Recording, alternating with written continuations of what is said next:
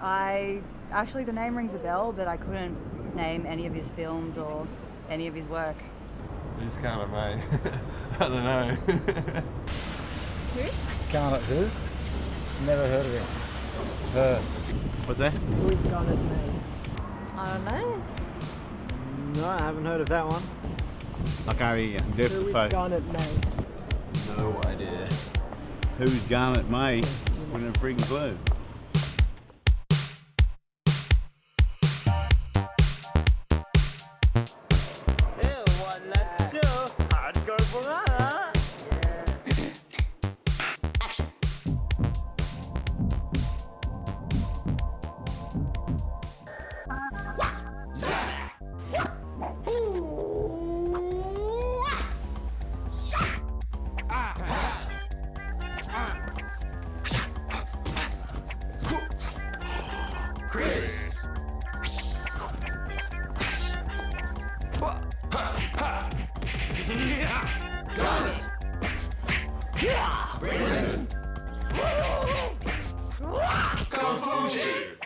What would you say to me if I was to offer you, say, $1,000 to have sex with me?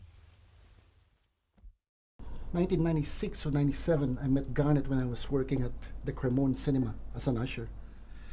He was an usher there too, and so he told me that he makes music video, and I just finished my drama in New York because I did drama and filmmaking in New York for 2 years. And I said, I'm not doing anything, and let me have a look at your work.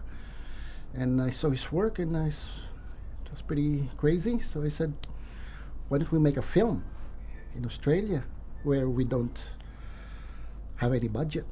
And he said, that's my kind of game. I said, okay. So we did make a film.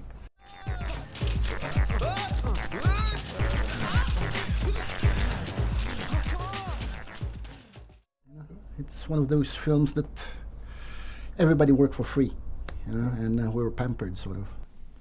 I think when we were making films, we always had the ambition that the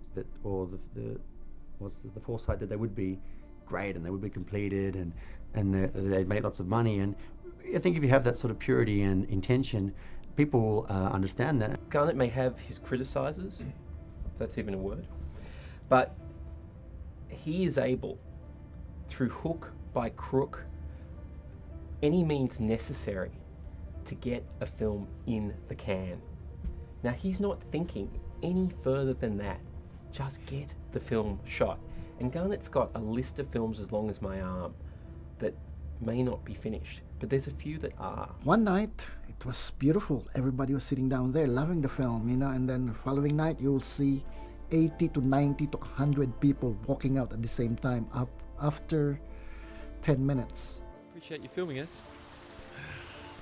Guys, that was so superb. I really feel like I got some great shots. You know, you should really consider selling this. You can make a packet. We're not doing this for money or other people. It's purely for our own enjoyment. Oh well, if you need a cameraman or a third person, you know where to come. Our mum gave us $50,000 when she sold her house, and I thought I should just put it into an investment property, something like that. And I thought, whatever I do with it, I'm not going to touch it. And it slowly sort of got sifted out of me through Garnett, and who was always like, oh, we're going to make this movie, it's going to make money, it's going to come back to you. And I sort of kept paying the money with this blind faith that it was going to get repaid. And then when it all ran out, and it was just like, oh, well, we made the movie. I was a bit angry about it. I was like, well, where's my money, sort of thing. But now in hindsight, I look back at the time when we were making movies, and it's priceless. That was pretty fucking easy. Too easy. Let's do an armed robbery. For real? Well, after that little episode, I'm feeling pretty confident. It's going to be sensational.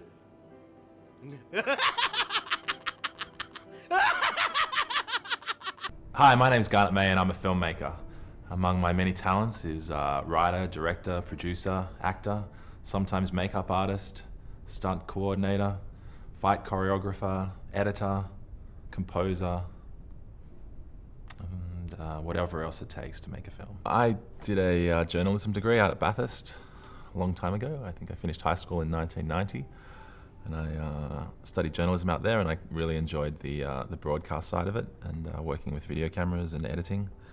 Back then we were editing on tape machines from tape to tape. And I used to borrow the gear and go and make little skateboard videos and stuff like that.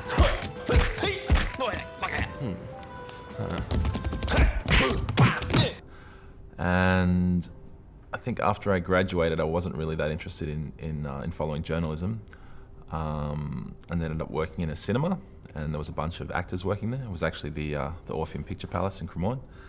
And yeah, there was a few actors, and they'd seen a couple of the shorts that I'd made, and they said, oh, we should start making some short films together, and we did that.